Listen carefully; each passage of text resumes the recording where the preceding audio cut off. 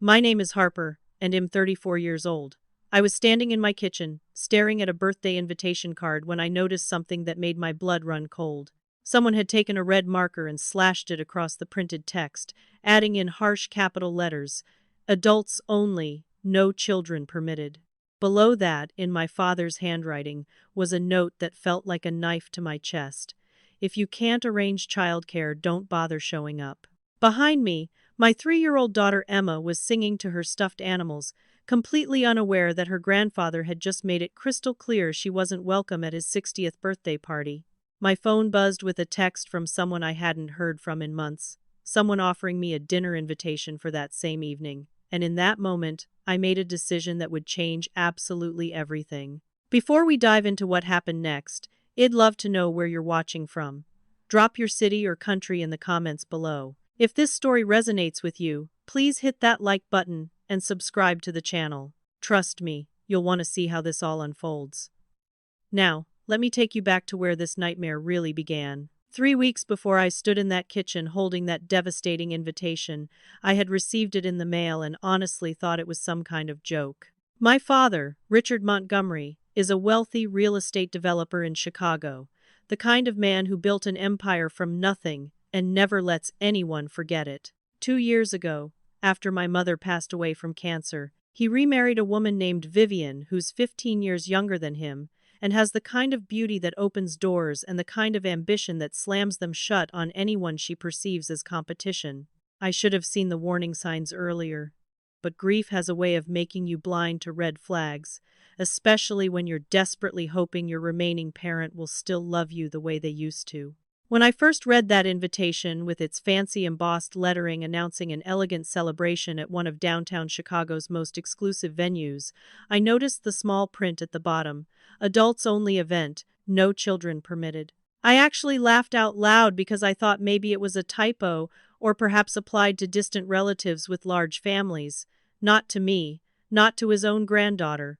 I called him immediately, my voice cheerful and assuming, ready to clarify what I was certain was a misunderstanding. Dad answered on the third ring, his tone already impatient before I even spoke, and when I asked about bringing Emma, there was this long pause that made my stomach drop. Then he said, in the coldest voice I'd ever heard from him, that yes, the rule applied to everyone including me, that his 60th birthday party at the upscale venue was a sophisticated adult gathering and not a daycare center, and that if I couldn't respect his wishes for his own celebration, perhaps I should reconsider attending at all. I stood there in my tiny apartment, phone pressed to my ear, feeling like I'd been slapped across the face by someone I loved and trusted.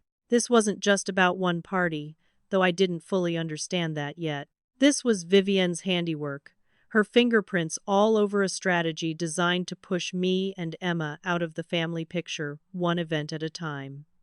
Looking back now, I can see the pattern so clearly it makes me sick. Last Christmas, I'd been uninvited 2 days before the holiday because Vivienne decided the family gathering was going to be at a venue that didn't allow children, which was convenient since her own adult children from her first marriage would be there without any kids in tow. Easter brunch got canceled entirely when I couldn't find a sitter on short notice, and Vivienne made sure to post photos on social media of her having an intimate meal with my father, captioned with something about quality time with loved ones who make the effort. Each exclusion felt like a small cut, not deep enough to bleed out from but enough to sting and weaken you over time.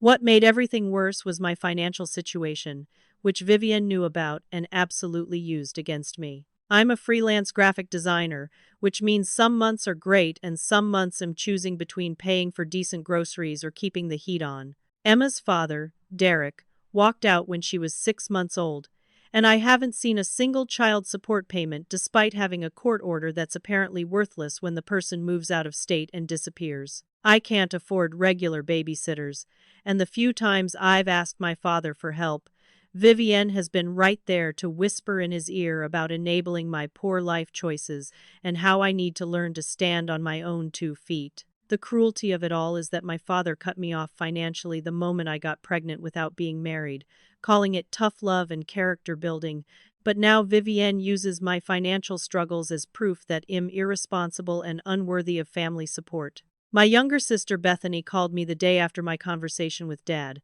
and I was so relieved to hear her voice that I almost cried. Shay's 28, works in our father's real estate company doing marketing, and has always been the peacemaker in our family. At first, she sounded sympathetic, making all the right noises about how the no children rule seemed harsh and how she understood my position as a single mom. Then came the shift in her tone, subtle but unmistakable, when she mentioned that she was still planning to attend the party because her husband would watch their 2 kids. "It makes sense for us," she said, "because we're a team and can divide responsibilities." And then came the line that felt like a betrayal. "Maybe if you tried harder to accommodate Dad's wishes, Harper, if you really wanted to be there, you'd find a way to make it work." The implication hung in the air between us, thick and suffocating, that my inability to attend without my daughter was somehow a choice, a defiance, a lack of effort, rather than a lack of resources and support. What I didn't know then but discovered later was that Vivian had been speaking to Bethany regularly, taking her out for coffee and lunch, playing the role of concerned stepmother while slowly poisoning my sister against me. Vivian told Bethany that I used Emma as an excuse to avoid family obligations, that I wasn't really trying to be part of the family, that I was jealous of Vivian's relationship with our father and wanted to cause problems. My sister, who has her own insecurities about her position in Dad's company and her standing in his life, was vulnerable to these suggestions, especially when they came wrapped in expensive lunches and career advice from the woman who shared our father's bed and had his ear every single night. I felt increasingly isolated, like I was shouting into a void that no one could hear, watching my family slip away, one manipulation at a time, while being told the problem was my attitude, my choices, my failures. The isolation got worse when I accidentally discovered a family group chat I wasn't included in. My cousin forwarded me a message by mistake, something about carpooling to the party, and when I asked what chat she was referring to, there was this awful moment of silence before she tried to backtrack and claim it was nothing important. But I pushed, and she finally admitted there was a separate family group where everyone discussed events and coordinated plans, a group that Vivian had created and managed, a group where I was deliberately excluded. My cousin felt guilty enough to screenshot some of the messages, and what I read made me want to throw up. There were discussions about me, about my situation, about whether anyone should offer to help with childcare for the party, and Vivian shutting down every suggestion with comments about not enabling dependency and letting natural consequences teach important lessons. The screenshots my cousin sent me opened a door I wish had stayed closed, but ignorance wasn't protecting me. It was just making me an easier target. In that family chat I'd been excluded from, I discovered that my father had been telling everyone he gave me plenty of financial support, painting a picture of a generous dad helping his struggling daughter while I squandered his assistance on frivolous things. This was a complete and utter lie. Richard had cut me off financially the day I told him I was pregnant, calling me irresponsible and saying I needed to learn to support myself and my choices. Not a single dollar had come my way in over 3 years, not for Emma's birth, not for emergencies, not for anything. But his lie served a purpose in Vivian's strategy because now the extended family believed I was ungrateful, that I took Dad's money and still complained, that I was somehow both dependent on him and rebellious against him at the same time. Family members I'd known my whole life suddenly made sense in this new context. The weird comments from my aunt about managing money better, the judgmental looks from cousins at the few family events I did manage to attend, the way conversations would stop when I entered a room. They all thought I was the problem, the ungrateful daughter with her hand out, the single mother who made bad choices and expected everyone else to fix them. Vivian had constructed this narrative so carefully, with my father's cooperation or at least his willful ignorance, and I'd been living inside it without even knowing the story being told about me. The injustice of it burned in my chest, making it hard to breathe, because how do you defend yourself against accusations you don't even know are being made? Through those leaked messages, I also discovered something that made my blood run cold. Vivian was working systematically to write me out of my father's will. There were references to meetings with estate attorneys, discussions about who really deserved to inherit Richard's fortune, comments about protecting assets from ungrateful children who didn't appreciate family. My brother Clayton, who'd moved to Boston 5 years earlier, was mentioned too, with Vivian expressing concern about his lack of involvement in the family business and questioning whether he deserved equal inheritance with Bethany, who was actively contributing to the company. It was a strategy of division, isolation, and disinheritance, and I was watching it unfold in text messages that I was never supposed to see. I called Clayton immediately, my hands shaking so hard I could barely dial his number. Hez, 38, 6 years older than me, and had always been protective when we were kids, but our relationship had grown distant after he moved away. When he answered, I started crying before I could even explain why I was calling, and he waited patiently while I pulled myself together and then poured out everything I'd discovered. There was a long silence after I finished, and then Clayton said something that changed my entire understanding of my family dynamics. Harper, Vivian tried the same thing with me. That's why I left Chicago. She made it impossible for me to have any kind of relationship with Dad.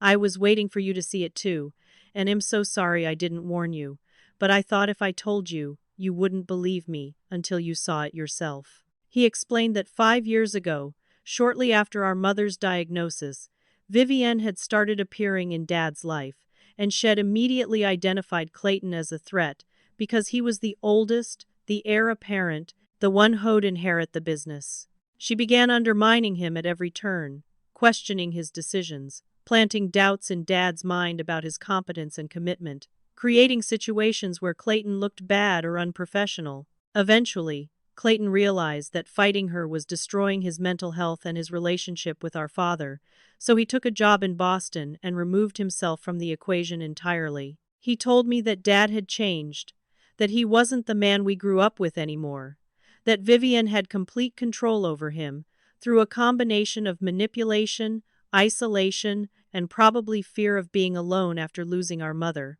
Clayton's warning echoed in my head long after we hung up.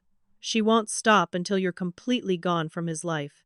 And hell, let it happen, because acknowledging what she's doing would mean admitting he chose her over his children. The situation escalated further when Vivienne made her campaign public. She posted on social media about the upcoming Elegant Adults Only celebration for Richard's milestone birthday, and she included a passive-aggressive comment about the importance of respecting boundaries and mature relationships, about how true family shows up when it matters, about the joy of surrounding yourself with people who choose to prioritize your happiness. Friends of mine who followed her saw the post and started asking questions, sending me screenshots, wondering what was going on and why it seemed like there was family drama playing out online. I felt humiliated and exposed, like my private pain was being weaponized for public consumption, and I had no good way to defend myself without looking petty or dramatic. The weight of it all pressed down on me constantly. I desperately wanted my father's love and approval, wanted him to be the dad who used to take me to the park and tell me I could accomplish anything, who held me when Mom died and promised we'd get through it together. Those memories felt like they belonged to a different person, someone who'd been replaced by this cold stranger who looked like my father, but acted according to Vivienne's script. I kept asking myself if maintaining this relationship was worth the constant hurt, the ongoing rejection, the slow erosion of my self-worth. But walking away from your parent feels impossible even when staying feels unbearable, because hope is a stubborn thing that refuses to die even when it should. The week before my father's birthday party, I decided to try one more time to reach him, to break through whatever wall Vivian had built between us and connect with the man I still believed existed somewhere beneath the surface.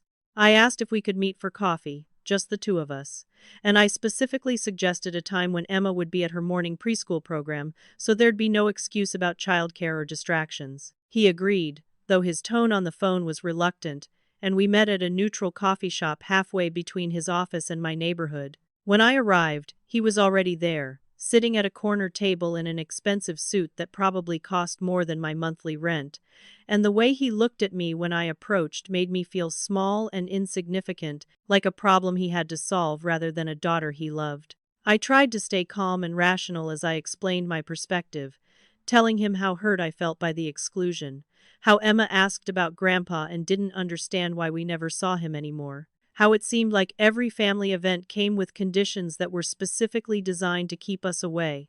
I didn't accuse Vivienne directly, because I'd learned that defending yourself against her required strategic thinking, not emotional outbursts.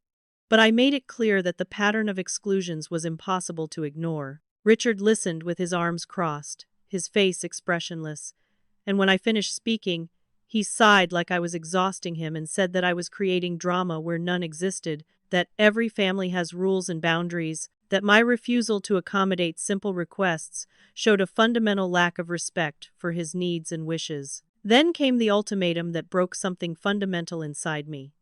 He leaned forward, his eyes cold and businesslike, and delivered his terms like we were negotiating a contract rather than discussing our relationship. "Come to the party alone," he said.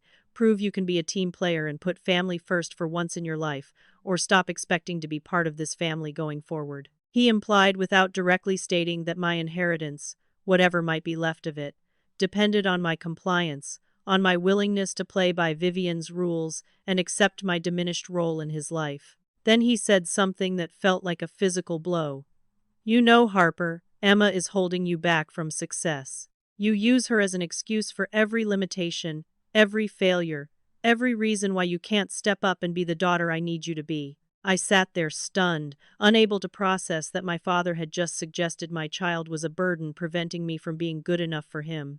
Everything became crystal clear in that horrible moment. He was asking me to choose between him and my daughter, between his conditional approval and my unconditional love for Emma, between the family I was born into and the family I'd created. The choice should have been obvious, but years of seeking his validation made it agonizing anyway. I left that coffee shop without agreeing to anything, feeling like I was drowning in grief for a relationship that had died without my permission, mourning a father who was still alive but no longer accessible to me in any meaningful way. That night, I had a moment of painful clarity that changed everything. I realized I'd been accepting crumbs of affection from someone who should have been offering me unconditional love. I understood that Vivienne's manipulation only worked because Richard allowed it, enabled it, participated in it. He wasn't a victim of her scheming.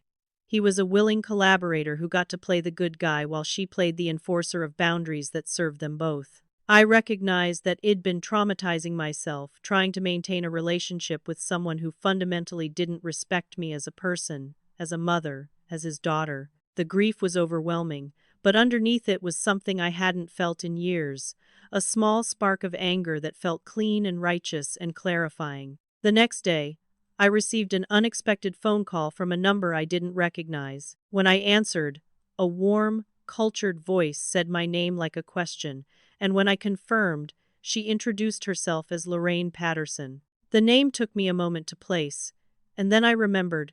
Lorraine was my late mother's best friend, a wealthy widow who'd been close to our family when I was growing up, but had drifted away after Mom died. She explained that she'd been watching the family dynamics with growing concern, that she'd heard through mutual friends about the birthday party situation, and that she'd been excluded from the invitation list as well because Vivienne preferred not to have older women around who remembered what the family used to be like before she arrived. Lorraine's offer was simple and extraordinary. She wanted to invite Emma and me to an elegant dinner on the evening of Richard's birthday party at Bella Vista, an upscale Italian restaurant in the same downtown district where Dad's party was being held, just a few blocks away. Her intention was to show us dignity and love, to celebrate us the way family should, and she was honest about her secondary motive. She wanted Richard and Vivienne to see that Harper and Emma had people who valued them, that we weren't isolated and desperate, that their rejection hadn't destroyed us. It was both an act of kindness and a strategic move, and I appreciated her honesty about both aspects. I made my decision standing in my kitchen, phone in one hand and my heart in the other, finally choosing my daughter and my self-respect over my father's conditional approval. I accepted Lorraine's invitation and sent a polite, brief message to Richard declining his party invitation without explanation or apology. The relief I felt was mixed with terror, but it was also tinged with something I hadn't experienced in years: freedom. Then Lorraine mentioned something that made everything even better. My brother Clayton had been keeping her informed about the family situation, and he was flying in from Boston to join us for dinner, wanting to support me and reconnect with his niece. The chosen family I was building was starting to take shape, and it felt more real and more loving than the biological family that was rejecting me. The morning of Richard's 60th birthday arrived with that peculiar quality of time moving both too fast and too slow. Every minute weighted with significance that I tried not to examine too closely. I woke early with a mix of emotions churning in my stomach, grief for what I was losing, anxiety about what would happen, and underneath it all, a strange sense of determination that felt like armor I was putting on piece by piece. Emma bounced into my room full of her usual morning energy, completely unaware that today marked a turning point in our family story. Excited only about the promise of fancy dinner with the nice lady she'd briefly met when Lorraine stopped by earlier that week to confirm plans. I chose my outfit carefully, not out of vanity but out of intention. I wanted to look beautiful, confident, successful, everything my father and Vivian claimed I wasn't. I selected an emerald green dress I'd bought years ago for a friend's wedding. A color my mother always said brought out my eyes and made me look radiant. It felt like wearing her memory as protection, carrying her love with me even though she couldn't physically be there. I did my makeup carefully, styled my hair, and when I looked in the mirror, I saw someone stronger than the woman who'd been accepting scraps of affection for years. Emma wore a lovely white dress with embroidered flowers that Lorraine had sent over as a gift, and she twirled in front of the mirror, declaring herself a princess, which was exactly what she deserved to feel like. Meanwhile, across town at an elegant banquet hall with crystal chandeliers and panoramic city views, my father's party was unfolding according to Vivian's perfect vision. Richard stood in an expensive tailored suit greeting guests who arrived with elaborate gifts and empty compliments, and Vivian commanded attention in a designer gown that probably cost more than my car. She was in her element, playing the devoted wife, ensuring every detail was flawless, accepting congratulations on throwing such a sophisticated celebration. Richard kept checking his phone periodically, and I wonder now if part of him was waiting for me to cave, to send a last-minute message begging to attend on his terms, giving him one more opportunity to feel magnanimous in his conditional forgiveness. My sister Bethany was there with her husband, both of them dressed impeccably and making appropriate small talk with relatives I'd grown up with. When someone asked where I was, Bethany's face flickered with something that might have been guilt before. She smoothly responded that I'd been invited but had chosen not to attend. The implication in her tone, subtle but unmistakable, was that my absence was a choice that reflected my priorities rather than a consequence of their exclusion. Richard's response when asked the same question was even colder. She made her choice. Those 4 words, delivered with finality, were meant to close the topic, to establish the narrative that I was the one who walked away, rather than the one who was pushed out. Vivian used the gathering as an opportunity for what I can only describe as a victory lap. Midway through the evening, she called for everyone's attention and made a toast that was masterfully crafted to sound gracious while actually being cruel. She spoke about the importance of family, about how blessed she felt to be surrounded by people who truly showed up when it mattered, about how Richard deserved to be celebrated by those who put his happiness first. The subtext was obvious to anyone paying attention.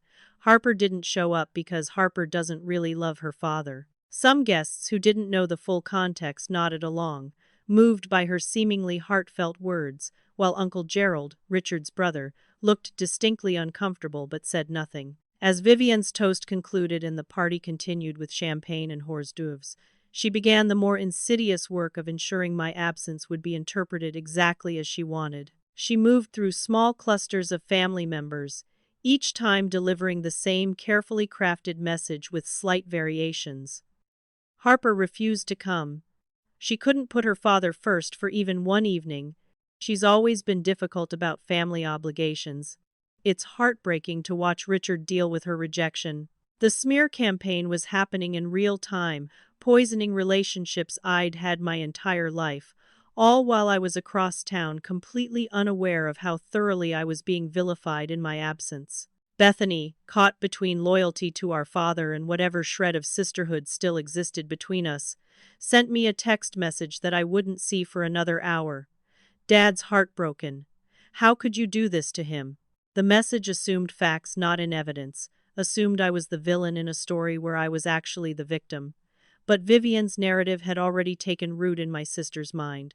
At that moment, I was in my car, driving toward downtown Chicago, with Emma secured in her car seat, singing along to Disney songs on the radio, blissfully unaware of the drama unfolding and the confrontation that was coming. When I arrived at Bella Vista, the elegant Italian restaurant with its warm lighting and sophisticated ambiance, Lorraine was already seated at a beautiful table near the window. She stood when she saw us, her face lighting up with genuine warmth, and she hugged me tightly before kneeling down to Emma's level and complimenting her dress.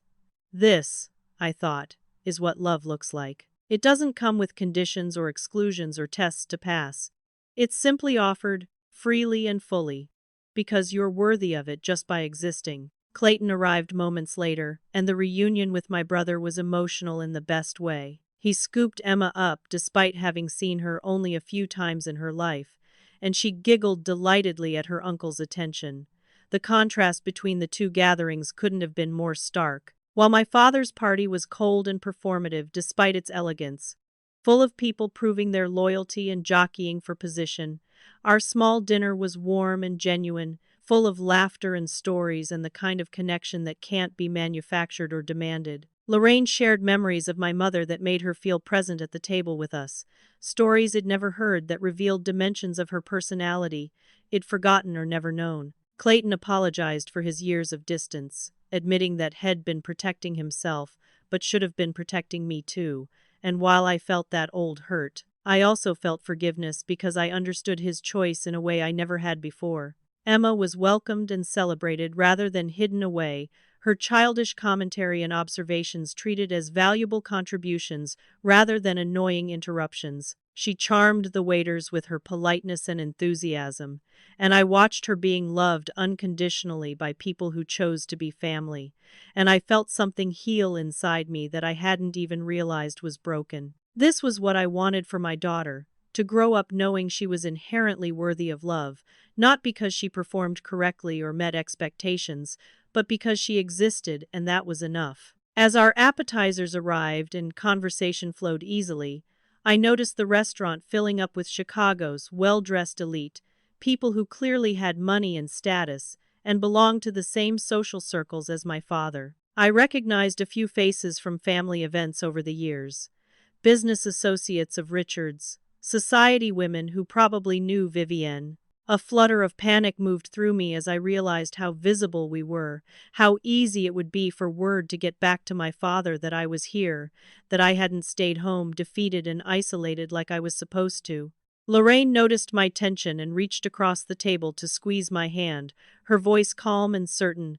"Let them see, Harper. You have nothing to hide, and they have no power over you unless you give it to them." Richard's party wound down earlier than Vivienne had planned, a miscalculation in her otherwise meticulous orchestration that would prove catastrophic to her careful narrative. By 9:30, guests were making polite excuses about early mornings and prior commitments, the energy flagging despite the expensive champagne and elaborate dessert display.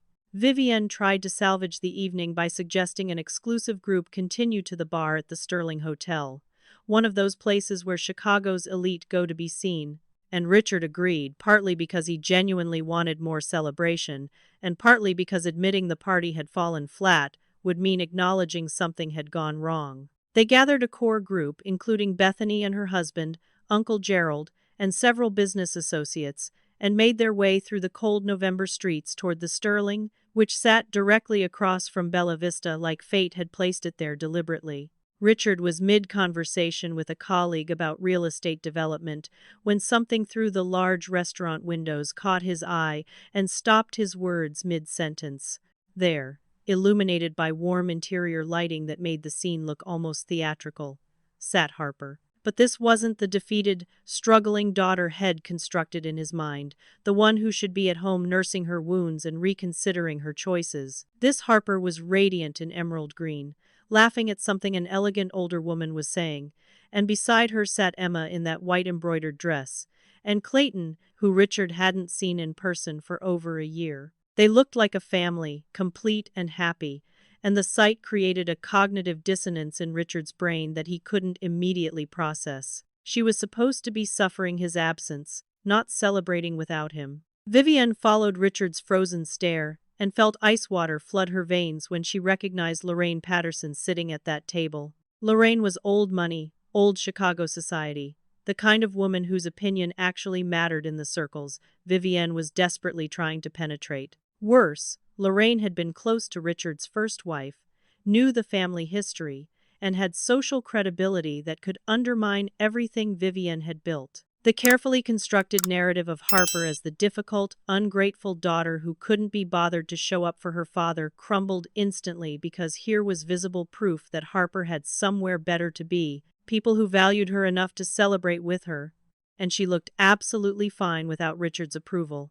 Vivienne tried to redirect Richard's attention, suggesting they head into the Sterling and not worry about whatever Harper was doing, her voice taking on that slightly sharp edge that appeared when she was worried about losing control. But Richard was already moving toward Bella Vista like a man pulled by invisible strings, compelled by something he couldn't name but couldn't resist. Bethany followed because she was caught in the gravitational pull of family drama and morbid curiosity, her face a mixture of confusion and concern. The others in their group sensed something significant was happening and trailed behind, drawn to conflict the way people slow down for car accidents. When Richard pushed through the door of Bella Vista, the ambient noise of the restaurant seemed to dim in my perception, though that might have been my own shock narrowing my focus. Emma saw him first, her face lighting up with uncomplicated joy, because children that age haven't learned to hold grudges yet, and she called out Grandpa in her high, clear voice that carried across the space.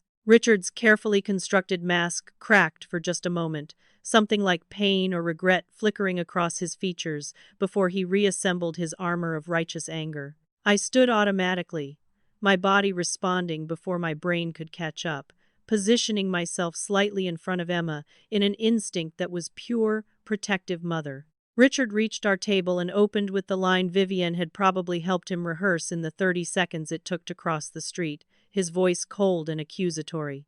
"So you did have time for a fancy dinner tonight? Just not for your father's birthday." Other diners were starting to notice the tension, conversations pausing, heads turning toward the drama unfolding in their midst. I could feel my heart hammering in my chest, adrenaline flooding my system, but underneath the fear was something new and powerful, something that felt like solid ground beneath my feet. I had Lorraine beside me radiating calm strength, Clayton standing slightly behind me in silent support, and Emma holding my hand in innocent trust that I would protect her from whatever was happening. I met my father's eyes and spoke with a steadiness that surprised me, my voice clear and unapologetic. "You said no children allowed. I have a child." The math was simple. The words landed like stones in still water, creating ripples of implication that spread through the gathering observers. It was the truth, unadorned and undeniable, and it shifted the power dynamic in ways Richard clearly hadn't anticipated. Had expected defensiveness, apologies, explanations that would make me look weak and unreasonable. Instead, Id stated a fact that made his position untenable. Bethany, uncomfortable and trying to salvage something from the wreckage of family unity, stepped forward with her mediator voice. "Harper, you could have found a sitter for one night. This isn't fair to Dad, who just wanted to celebrate with family." But before I could respond, Clayton cut her off with the kind of quiet authority that comes from absolute certainty in your moral position. She shouldn't have to hide her daughter to earn her father's love. The statement hung in the air, impossible to refute without sounding monstrous, and Bethany's face crumpled slightly as she realized how her words had sounded, how she'd been defending the indefensible. Lorraine rose from her seat with the kind of grace that comes from decades of navigating high society, and her presence commanded immediate attention. She looked at Richard with something between pity and disappointment, and when she spoke, her voice carried the weight of social consequence. "Richard, I've known you since you were 30 years old, back when you were building your first development and your wife was pregnant with Clayton. Your late wife, who was my dearest friend, would be ashamed of how you're treating her daughter and granddaughter right now." This wasn't just personal criticism. This was social judgment from someone whose opinion mattered in Richard's world, delivered in front of witnesses who would absolutely spread this story through their networks. Other diners who recognized both Lorraine and Richard were watching intently, some with phones discreetly positioned, and I realized this confrontation was becoming public in ways that couldn't be controlled or contained. Vivian rushed in like she'd been waiting just outside, which she probably had been, and she immediately tried to seize control of the narrative with her sweetest, most reasonable voice. "Richard, darling, let's not make a scene. This is clearly a private family matter that should be discussed at home." But her attempt to position herself as the calm adult in the room backfired because it highlighted that Richard had crossed the street to confront me in public. That had brought this private matter into a public space. I watched the manipulation happening in real time, saw Vivienne trying to paint me as the problem, the one causing drama, when all I'd done was have dinner with people who loved me. Then Emma, with the devastating honesty that only small children possess, asked the question that cut through all the adult posturing and revealed the cruelty at the heart of everything. "Grandpa, why didn't you want me at your birthday?" Her voice was small and confused, genuinely not understanding what she'd done wrong, and the question hung in the restaurant air like an accusation that couldn't be deflected or spun. Richard had no good answer that wouldn't make him look heartless in front of all these witnesses. No way to explain that had excluded his 3-year-old granddaughter without admitting something fundamentally wrong with his choices. His face showed a flicker of shame, quickly suppressed but visible enough that I knew some part of him recognized what had done. I felt power shift in that moment, felt myself standing on solid ground while Richard floundered in the quicksand of his own making. Had come here to confront me, to make me feel small and wrong, but instead had exposed himself. I wasn't isolated and alone as I was supposed to be. I had witnesses, support, love, and most importantly, I had the truth on my side. My father had crossed boundaries to challenge me and found me not cowering but celebrated, not desperate for his approval but content without it, and that realization was changing the fundamental dynamic between us in ways that terrified and liberated me in equal measure. Uncle Gerald, who had been hovering near the entrance, looking increasingly uncomfortable, pushed his way forward with confusion evident on his face. Gerald was Richard's younger brother, a quieter man who'd always stayed out of family drama, and his voice carried genuine bewilderment when he asked, "Richard, what's going on here? Why wasn't Harper invited with her daughter to your birthday party?" The question revealed that Vivian had been selective about who knew the full details of the no children rule. That extended family had been told Harper simply chose not to attend rather than being effectively disinvited. Gerald's confusion was spreading to others in Richard's entourage, whispered questions about what exactly the issue was, and I could see my father struggling to find a response that wouldn't make him look terrible in front of people whose respect he valued. Vivienne moved quickly to control the damage, her voice taking on that practiced tone of reasonable explanation.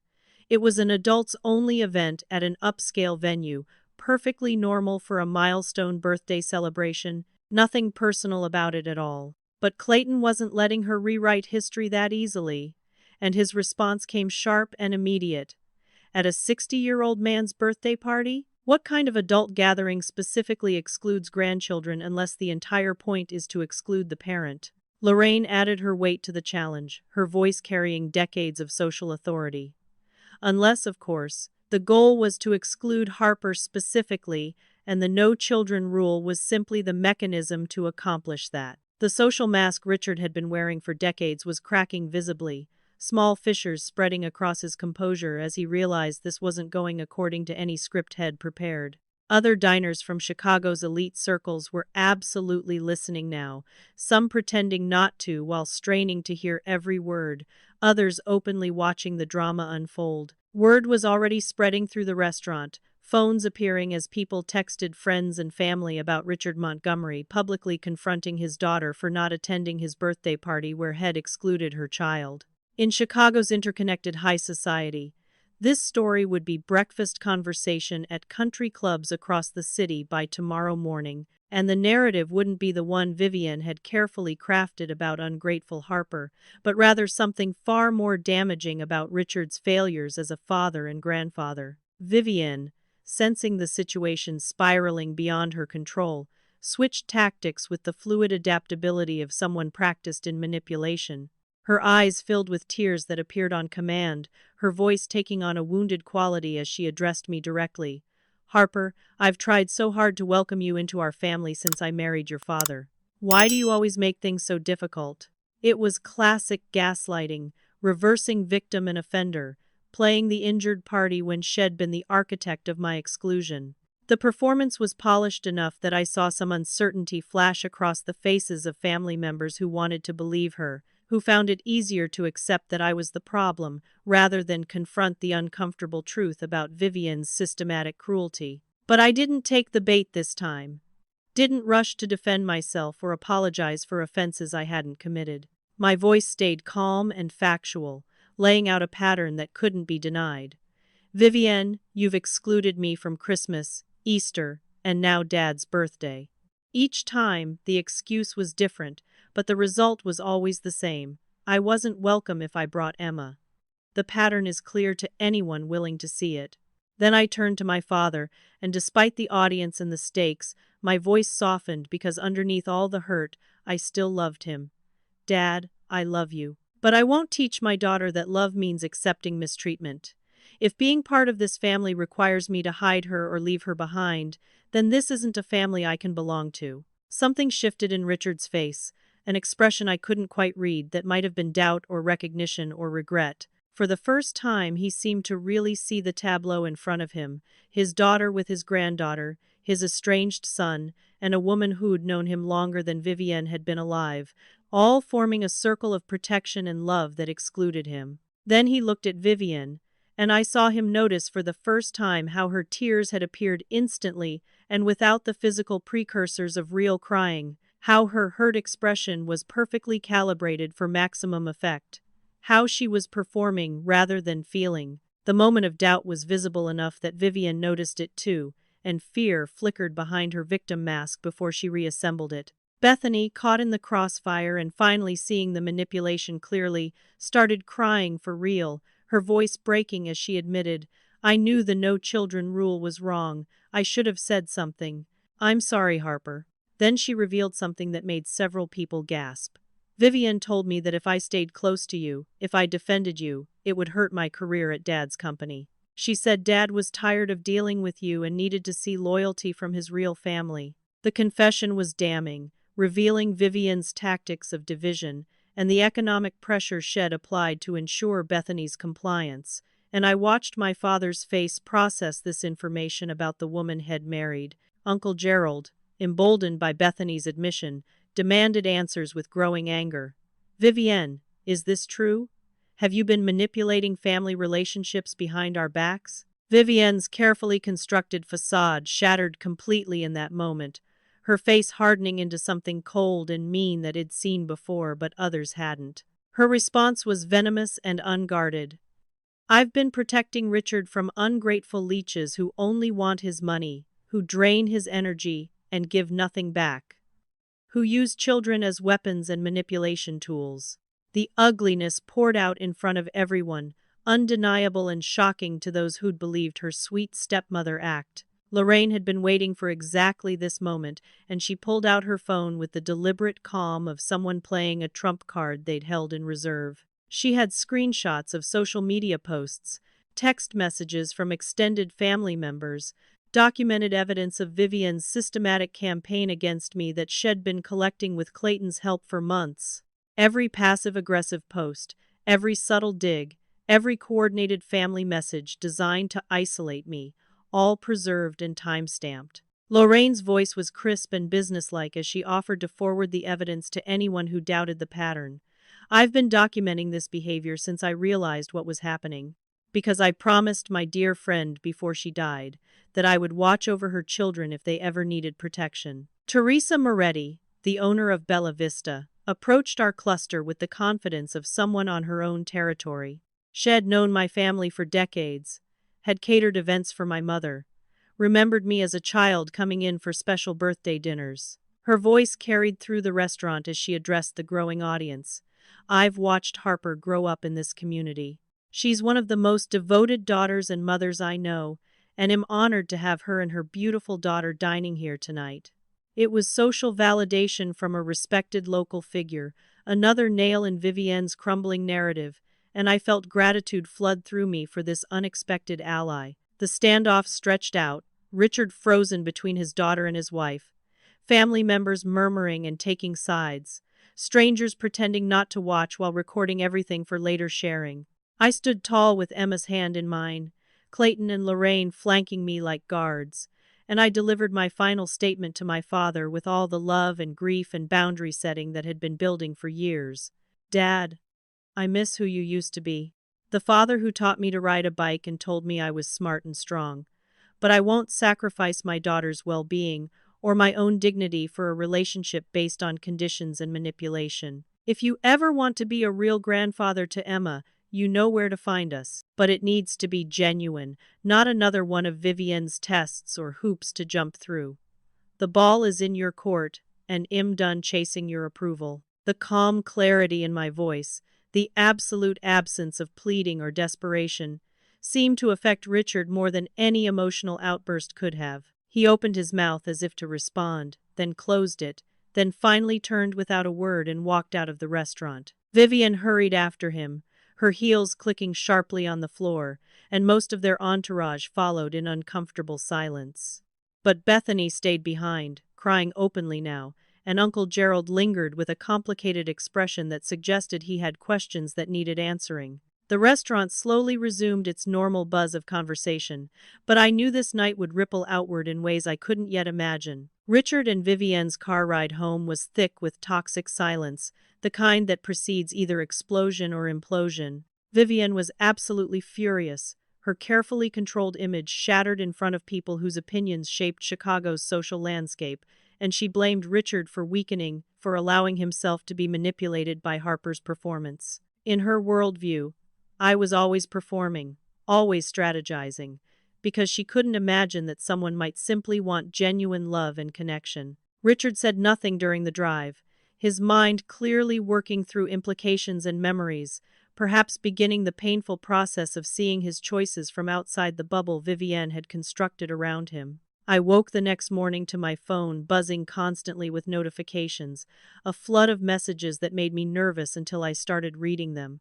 The incident had spread through our social network faster than it imagined possible, but surprisingly, most of the messages were supportive. Women I barely knew were reaching out to share their own stories of being excluded or manipulated by stepmothers or in-laws, recognizing their own pain in my situation. Some of Richard's business associates sent careful messages expressing surprise at what they'd heard, saying they'd always thought well of me and were sorry to hear about family troubles. The social consequences were flowing in directions Vivienne hadn't anticipated, and for once, I wasn't the one being judged.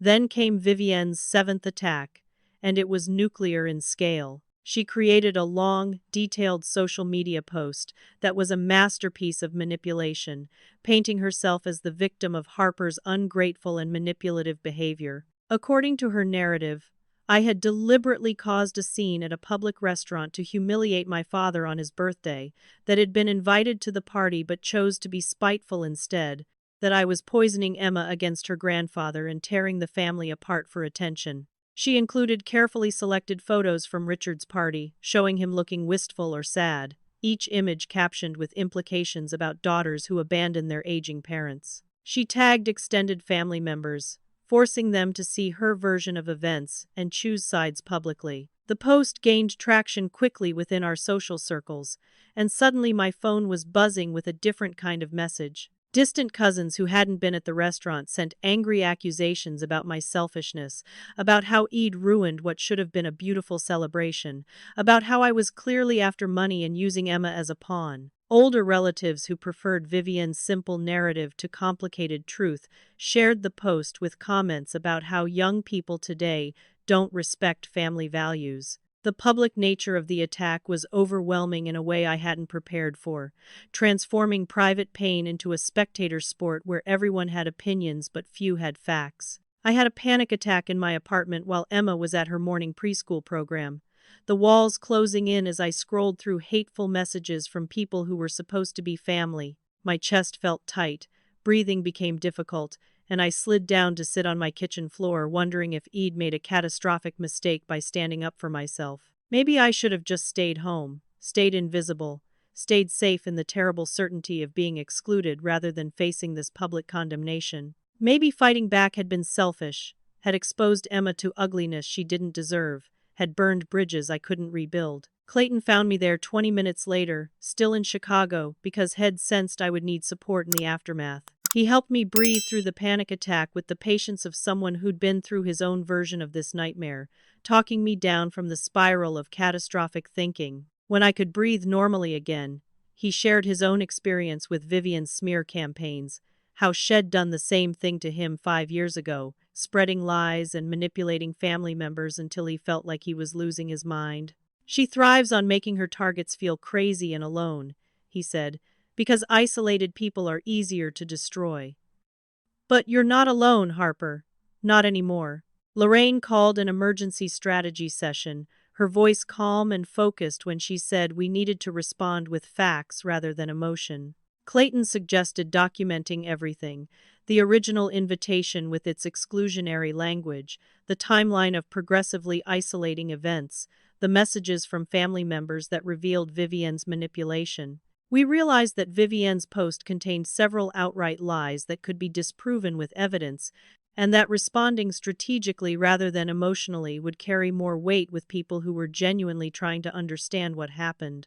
I spent hours crafting my own statement, keeping it factual and measured despite the storm of emotions underneath. I included a photo of the original birthday invitation with no children, written in red marker, providing visual proof that contradicted Vivian's claim that everyone was welcome. I outlined a timeline of exclusions from family events over 2 years, each instance documented with dates and circumstances. I didn't attack Vivian directly or call her names, but I let the pattern of behavior speak for itself.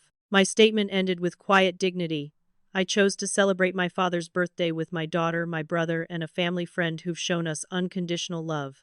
I wish my father well and hope he finds peace. I will always be open to genuine reconciliation based on mutual respect.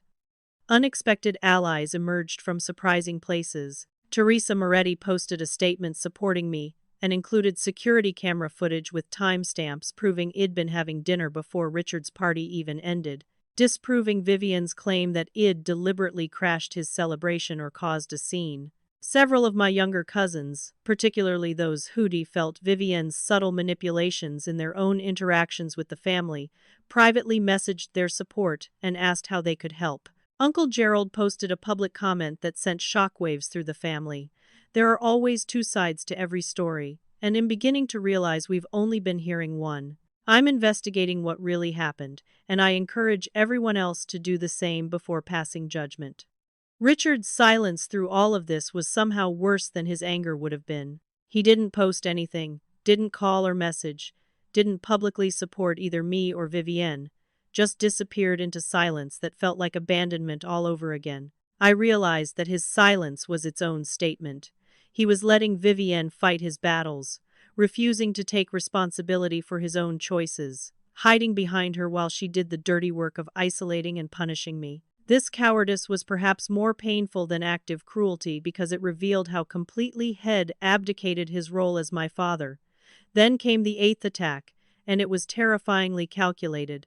I received a formal letter from my father's attorney discussing my potential inheritance in language that was technically legal advice but functionally a threat. The letter outlined provisions in estate law about beneficiaries who cause harm to testators, about the importance of maintaining respectful family relationships, about how behavior could affect standing in wills and trusts. It never said directly that I was being disinherited, but the implication was crystal clear. Shut up, submit, or lose everything. The letter was designed to intimidate me into silence through economic fear, banking on the assumption that a struggling single mother couldn't afford to lose potential inheritance. But something had fundamentally shifted in me during this ordeal.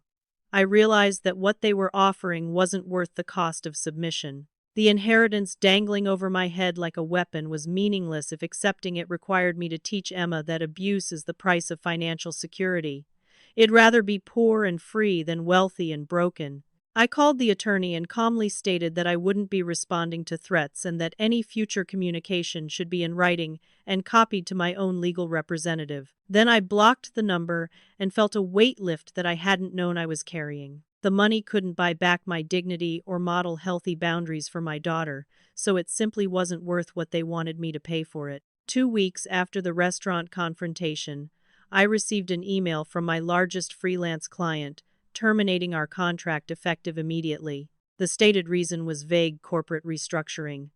But when I pressed for details, the project manager awkwardly admitted they'd been advised by their legal department to discontinue working with me. This client had business ties to Richard's real estate development company, multiple overlapping projects and partnerships, and it was transparently obvious that either Richard or Vivian had used their influence to hurt me professionally. This contract represented nearly 40% of my monthly income, and losing it put me in immediate financial crisis with rent due in 2 weeks and no clear path to replacing that revenue stream. Then came the ninth attack, and it was the most frightening yet. A letter arrived from a law firm I didn't recognize, informing me that an anonymous complaint had been filed with Child Protective Services, alleging that I was an unfit mother who exposed my child to unstable situations and erratic behavior. The complaint referenced public disturbances and inappropriate environments, clearly alluding to the restaurant incident but framing it through a lens designed to suggest I was dangerous to Emma. Even though I knew my home was fine and Emma was well cared for, the terror of a child services investigation was overwhelming. A social worker visit was scheduled, and I spent days cleaning obsessively and gathering documentation of Emma's medical care, school attendance, everything that might prove I was a good mother. This was my darkest moment, the point where Vivienne's systematic destruction almost succeeded in breaking me completely. I hadn't been sleeping more than 3 or 4 hours a night. Weight was falling off from stress and inability to eat, and constant anxiety made everything feel like I was moving through thick fog. Emma noticed that Mommy was sad and started having bedtime meltdowns, and I tried desperately to shield her from my distress but knew I was failing. The walls were closing in from every direction: financial, legal, social, emotional. I felt like I was being systematically destroyed simply for having said no, for having boundaries, for wanting to be treated with basic human dignity. In a moment of complete despair, I considered surrendering entirely. Maybe if I just apologized to Richard and Vivienne, accepted whatever terms they dictated, submitted to their control, maybe the attacks would stop. Maybe I could endure humiliation and manipulation if it meant Emma was safe and I could keep my home and my income. The fantasy of peace through submission was seductive in my exhausted state, whispering that pride wasn't worth this fight, that my daughter needed stability more than she needed my dignity. I picked up my phone and called my father, prepared to capitulate to whatever he demanded. Richard answered on the third ring, his voice cold and businesslike, and I began with words that tasted like ash. "Dad, I'm sorry for everything. Can we talk about moving forward and fixing this?" He interrupted me before I could finish, his tone suggesting this was exactly what had been waiting for. "If you're ready to respect boundaries and stop causing drama, we can discuss you rejoining the family." Then came his conditions, delivered like a business negotiation rather than a family reconciliation. I needed to apologize publicly to Vivienne for embarrassing her at the restaurant. I needed to limit my contact with Clayton because his negative influence was poisoning me against the family. I needed to accept that Emma wouldn't be included in all family events and that my job was to accommodate those decisions gracefully without complaint. Each condition landed like a blow. But the breaking point came when I heard Vivienne's voice in the background coaching him. "Make sure she knows she needs to earn her way back, Richard. Make sure she understands this is about her behavior changing, not about us accommodating her." The realization hit me like ice water. This would never end. Submission wouldn't bring peace.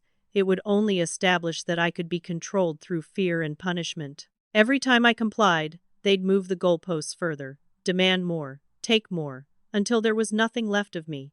It'd be teaching Emma that this is what love looks like, that women should accept mistreatment from men who claim to care about them, that boundaries are negotiable when someone has power over you. Something ignited in my chest, a rage so clean and clarifying that it burned away the fog of fear. I wasn't just fighting for myself anymore. I was fighting for Emma's future, for the woman she would become, for the relationship patterns she would learn from watching me. Did I want her to grow up thinking this treatment was acceptable? Did I want her to accept crumbs from people who should offer her unconditional love? The answer was so obvious it was almost funny. My voice when I spoke was steady and final. Dad, I have to go. I'm not sorry. And I'm done apologizing for having boundaries. I hung up before Richard could respond, my hands shaking but my heart surprisingly calm. I called Clayton immediately and said the words I should have said weeks ago. I need help. Real help. He responded that he was already working on something, that Lorraine had been making calls and building a support network while I'd been barely surviving. He revealed that Uncle Gerald, suspicious after the restaurant incident and troubled by what Head witnessed, had been conducting his own investigation into Vivienne's activities. Gerald had access to family financial records through his position on the board of Richard's company, and what Head discovered was explosive. Vivienne had been systematically diverting company funds for personal expenses, potentially embezzling money through complicated schemes that relied on Richard's trust and inattention. The pieces came together quickly once we had a plan. Lorraine offered immediate financial help, paying my rent for 3 months and refusing to hear my protests about repaying her. Teresa offered me steady freelance work, doing all the marketing and design for her restaurant, providing both income and professional validation. Clayton had been quietly reaching out to my professional network, explaining the situation and getting me new client leads that weren't connected to Richard's business sphere. The child services complaint was easily disproven when the social worker visited and found a loving, stable home with a well-cared-for child, and she even commented in her report that the complaint appeared to be malicious rather than based on genuine concern. Instead of retreating into defeat, I decided to fight strategically and systematically. I documented everything, every email, every message, every financial transaction, building a case file that could be used to protect myself and Emma, if necessary. I prepared mentally and emotionally for what I knew was coming. A final confrontation with my father that would determine whether any relationship was salvageable. This wasn't about revenge or punishment. It was about protection and establishing boundaries that couldn't be violated without consequences. I was claiming my power back from people who'd stolen it while I was too desperate for their love to notice. I sent one final email to Richard, stripping away all the emotional pleading and making my position clear. Dad, I love you. But I will not allow Vivienne to abuse me, Emma, or anyone else in this family. If you choose to enable her behavior, you're choosing to lose me. The door is open if you decide to be my father again, but it won't stay open forever. I need to protect my daughter from learning that family means accepting mistreatment, and right now, that means protecting her from you. I hope you find the courage to see what's really happening before it's too late. I didn't wait for a response before closing my laptop, because I wasn't asking for permission anymore. I was stating terms, and he could accept them or not. Either way, I would be okay. 3 months passed in a strange blur of rebuilding and healing, each day slightly easier than the last. My life stabilized in ways I hadn't thought possible during those dark weeks. The freelance work from Lorraine's extensive network referrals turned into steady, reliable income that actually paid better than my previous clients. Emma thrived in preschool, making friends and coming home with artwork and stories, blissfully unaware of how close we'd come to disaster. Clayton had relocated back to Chicago permanently, renting an apartment just 15 minutes from mine, and we were building the sibling relationship we should have had all along. The small family unit we'd created felt more real and more loving than the biological family had been fighting to remain part of. The breaking news came through Uncle Gerald, who called me on a Tuesday afternoon with his voice grave but somehow satisfied. He'd taken his evidence about Vivienne's financial irregularities to the company's board of directors, documenting years of misappropriated funds that shed hidden through her access to Richard's accounts and her position as his wife. The board was demanding her immediate removal from any company involvement and threatening legal action if Richard didn't address the situation. The scandal was spreading through Chicago's business community rapidly, with partners questioning Richard's judgment and some investors pulling out of deals because they no longer trusted his decision-making. Richard was facing the worst professional crisis of his career because he'd been too blinded by Vivienne to see what she was doing right in front of him. His reputation was damaged, his business relationships strained, and board members were openly questioning whether he should remain CEO of the company he'd built. The consequences were devastating, but they were also entirely predictable to anyone who'd been paying attention. When you surround yourself with yes people and punish anyone who tries to warn you, eventually the truth catches up with you in catastrophic ways. I felt no joy in his downfall, only a sad kind of inevitability, like watching a car crash happen in slow motion and being powerless to prevent it. The final mask drop happened when Richard confronted Vivienne with the evidence, and she revealed exactly who she was without any pretense remaining. According to what Uncle Gerald heard from board members who were present for part of the confrontation, Vivienne turned vicious immediately, blaming Richard for not protecting her, for being weak and allowing his children to poison his mind against her, for choosing his ungrateful offspring over his wife.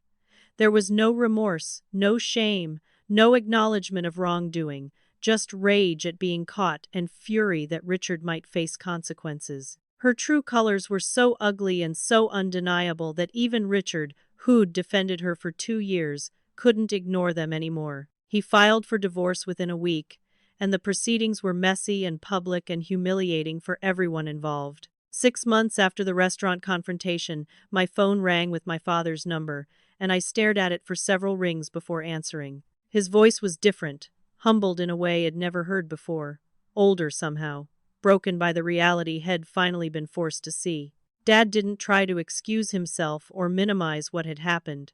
He simply asked if he could see Emma, if there was any possibility of rebuilding what had destroyed. I didn't immediately say yes, because I needed to know this wasn't another manipulation, another test, another opportunity for him to hurt us. I told him I was glad he was seeing clearly now, but I needed proof that this was real and lasting, not just a temporary response to losing Vivienne. I set firm boundaries that weren't negotiable. Richard needed to attend therapy, preferably with someone specializing in family systems and manipulation, and he needed to show me evidence he was actually going.